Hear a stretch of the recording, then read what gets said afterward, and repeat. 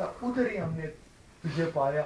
اب خط تیرے پاس ہی ہے، یا دے یا تیرا کام تمام کر دیں گے، نہ تو رہے گی۔ آپ نے اپنی تلوار کے اوپر ہاتھ رکھا کہ یہ تیرا سر تن سے جدا کر دیں گے، تو بھی ادھر ہی رہے گی،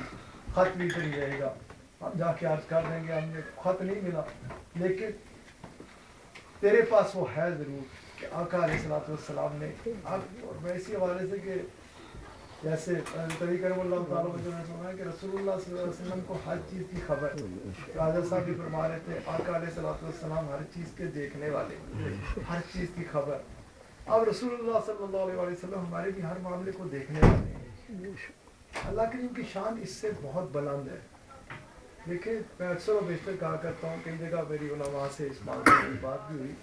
کہ آپ اللہ تعالیٰ کے لیے یقینی طور پہ وہ ہمیں سمجھانے کے لیے یہ ضرور فرماتا ہے کہ میرے سے تم کہیں غائب نہیں ہو۔ جس حوالے سے میں نے بات کی نا کہ ہمارے ذہن میں یہ رہے کہ وہ ہمیں دیکھنے والا ہے، اس کی ہم نگاہوں میں ہیں، ہم اپنی نگاہ کی حفاظت کریں، اپنے معاملات کی حفاظت کریں، اپنے دل کی حفاظت کریں، اپنے خیالات کی حفاظت کریں، اس لیے کہ وہ ہمیں دیکھنے والا ہے، اس سے کوئی چیز چھپی ہوئی نہیں۔ اس لیے یہ اس انداز سے قرآنی آیت آئی، وگرنہ اللہ تعالیٰ کی شان دیکھیں غیب کا جاننے والا، اس کے لیے ضروری ہوگا کہ کوئی چیز اس سے غائب تھی اور اس نے جان لیا، پھر وہ غائب کا جاننے والا۔ اللہ تعالیٰ سے تو کوئی چیز نہ غائب تھی، نہ ہے اور نہ ہو سکتی ہے۔ وہ تو ہر چیز وہ خود بنانے والا، خود تخلیق فرمانے والا، غیب کے جاننے والے رسول اللہ صلی اللہ علیہ وسلم نے اللہ تعالیٰ، کیونکہ آپ کو اللہ تعالیٰ نے علم عطا فرمایا، آپ کے اوپر اللہ تعالیٰ نے احسان فرمایا، آپ کے آگے سے سارے پردے ہٹائے، آپ کو علم غیب عطا فرمایا۔ اللہ کریم کی شان بلند و بالا ہے، بے پناہ اور فوال ہے۔ اس سے کوئی چیز آپ علیہ السلام کے بارے میں یہ ہے کہ آپ غیب کی خبر رکھتے ہیں، آپ کو غیب کا علم عطا فرما دیا گیا۔ اللہ کریم کی شان اس سے بہت بلند و بالا ہے، اس سے نہ کوئی چیز اگر، کیونکہ جیسے میں نے آپ کو بتایا نا کہ کوئی چیز غیب تھی اسے جان لیا، اسے کہا جاتا ہے کہ غیب کے جاننے والے۔ اللہ کریم سے نہ چیز کوئی غیب تھی، نہ ہے اور نہ ہو سکتی ہے، اس کی شان بہت بلند و بالا ہے۔ اگر ہم یہ بھی خیال ہر وقت ذہن میں رکھیں نا کہ رسول اللہ صلی اللہ علیہ وسلم، آپ علیہ السلام، ہمارا رب ہمارے ہر حال کی دیکھنے والا، ہمارے آقا علیہ السلام کو ہر حال کی خبر، تو یہ بھی ہمارے آگے بہت مضبوط ڈھال بن سکتی ہے ہر چیز سے بچنے کے لیے کہ آقا علیہ السلام ہمارے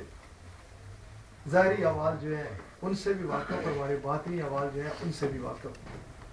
اس حوالے سے ایک ہی حدیث مبارکہ آپ کے آگے رکھ کے میں نے اپنے بیان کو سمیٹتا ہوں۔ دو خوبصورت حدیث مبارکہ تو آپ نے سنی۔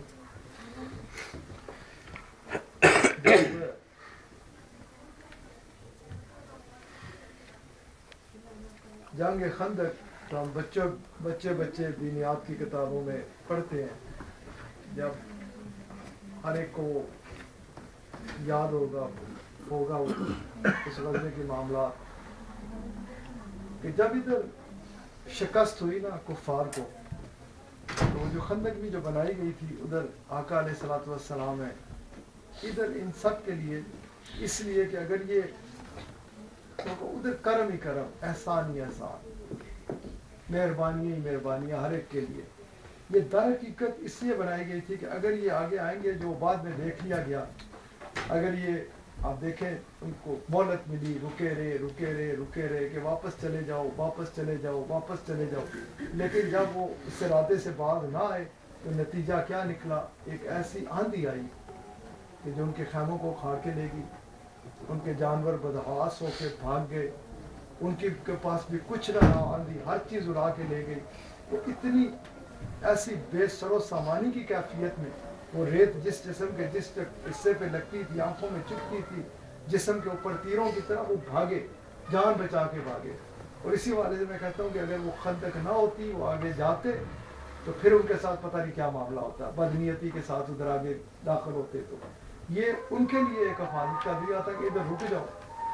خیر یہ جب ان کے ساتھ یہ کیفیت، تو اس وقت یہ بڑی تیاریاں کر کے آئے تھے، اس وقت یہ اندازہ کر کے آئے تھے کہ اب ہم مسلمانوں کو صفحہ ہستی سے مٹا دیں گے، یہ کر دیں گے، وہ کر دیں گے۔ اب یہ شکست جب انہیں ہوئی نا، اس کے بعد ان کے بالکل حوصلے پست ہو گئے، یہ حوصلہ ہار بیٹھے۔ یہ بالکل انہوں نے سمجھ لیا کہ اب ہم مسلمانوں کے سامنے نہیں ہو سکتے۔ ایک تو یہ کہ اتنے تیاری کر کے گئے، پھر جو آندھی آئی اور اس طرح بھاگنا پڑا، اور اس آندھی کا اندر نہیں تھا، باہر سے اندر کے اس طرف سے وہ اس نے یہ حال کیا، اندر کی طرف وہ نہیں۔ تو یہ ساری چیزیں دیکھ کے ان کے حوصلے بالکل پست ہو گئے کہ ادھر تو وہ بھی چیزیں مدد کرتی ہیں، آندھی بھی اس کیفیت میں آ جاتی ہے، تو ان کے بالکل حال اس کیفیت میں چلے گئے تھے کہ اب ہم مسلمانوں کے سامنے نہیں جا سکتے۔ اس کے بعد ایک دن ابو سفیان اسی کیفیت میں دل بڑا کہ اب ہم کیا کریں، کوئی حال نہیں، مکہ مکرمہ میں بیٹھے ہوئے سوچ رہے کہ دیر میں خیال آیا یہ جو سب کچھ ہے نا مسلمانوں کا، یہ سارا ان کی غیبی مدد بھی ہو جاتی ہے، یہ ہر جگہ فتح، تو یہ ایک ہی سلسلے کے ساتھ ہے، اور یہ بھی ہمیشہ یاد رکھیے ہمارا سلسلہ ہے ہی ایک، اور وہ ہے رسول اللہ صلی اللہ علیہ وسلم ذات اعلیٰ۔ اس نے سوچا کہ یہ ان کے پاس ایک ہی ہستی ہے کہ جس کی وجہ سے یہ سب پھیلتے چلے جا رہے ہیں۔ اگر اس نے ارادہ کیا، اس نے سوچا کہ اگر آپ علیہ الصلوۃ والسلام نہ ہو تو پھر ان کو ہم دیکھ لیں گے، پھر یہ ہمارے آگے کہیں نہیں ٹھہر سکتے۔ ان کے پاس ہے ہی ایک ہی طاقت ہے، ان کے پاس وہ ان کے آقا علیہ الصلوۃ والسلام، اور آج بھی ہمارے پاس ایک ہی طاقت ہے۔ اور اسی لیے یہ ساری سازشیں ہوتی ہیں ہر طرف کہ بچوں کو گمراہ کیا جائے، مسلمانوں کو گمراہ کیا جائے، کہ ان کا تعلق اپنے نبی کے ساتھ کمزور کر دو، ان کے دل میں یہ ڈال دو کہ وہ نہیں، پھر ہم انہیں نبٹ لیں گے۔ جس جگہ یہ آ گیا ادھر پھر وہ سمجھتے ہیں یہ ہمارے لیے، یہ آج کی نہیں ہے، اس وقت سے یہ سازشیں جاری ہیں، اس وقت بھی ان کا خیال اسی طرف جاتا تھا۔ جب یہ خیال کیا تو اس نے پتہ کرایا کہ کوئی بندہ ایسا بہادر ہو، اس زمانے میں پہلوان ہوتے تھے، ان کو بلایا جاتا، بڑے بڑے پہلوان ہوتے تھے، مختلف حدیث میں ان کا بھی ذکر ہے کہ کئی اونٹوں کی کھالیں، 7 اونٹوں کی کھالیں تیار ہوئی رکھ دی جاتی، اس پہ کھڑے ہو جاتے، لوگ کھینچتے، وہ کھالیں پھٹ جایا کرتی، اپنی جگہ سے نہیں ہلا کرتے تھے اس وقت۔ خیر